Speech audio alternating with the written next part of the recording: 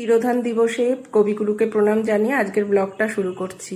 তো আপনারা কোথাও কোনো প্রোগ্রামে গেছেন কিনা বা কোনো প্রোগ্রাম তৈরি করেছেন কিনা জানাবেন কমেন্টে। আমার যদিও কোনো প্রোগ্রামেই যাওয়া হয়নি বা নেই, তো সেই কারণেই বাড়িতেই আছি। ছেলে টিউশনিতে গেল, তো সন্ধেবেলায় এই যে আপনাদের দাদাভাই এসেছে, চা খেয়ে আমি এই ডাইনিংয়ে অনেক দিনই পাতা হয়নি, তো ডাইনিং টেবিলের কভারগুলো আসলে এত মানে পাতা হয় কিন্তু ছিঁড়ে যায় বলে আমি এখন আর পাতি না। এটা অনেক দিনের ঘরে ছিল, আর ওপরের সাদা প্লাস্টিকটা আমি কিনে নিয়ে এসেছি রিসেন্ট।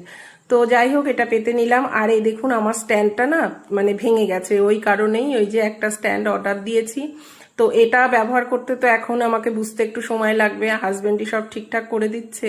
তো আমারটা আগেরটাই মনে হয় ভালো, মানে সেটাতেই ব্যবহার করে কমফোর্টেবল ফিল হয়েছে, তো এইটা এখনো করতে সময় লাগবে। তো যাই হোক, আজকে বিশেষ কিছু তো রান্না নেই, শনিবার, আমি নিরামিষ রান্না করেছি। গতকালকে যেহেতু মাংস খাওয়া হয়েছিল, তো আজকে ওই জন্য একদম মানে লঙ্কার গুঁড়ো টুড়ো কিছুই দিইনি, পাতলা করে একটু মশলা দিয়ে আলু পনির দিয়ে ঝোল করেছি, আর মুগের ডাল সিদ্ধ করেছি, আর খাওয়ার সময় পাঁপড় ভেজে নিয়েছিলাম।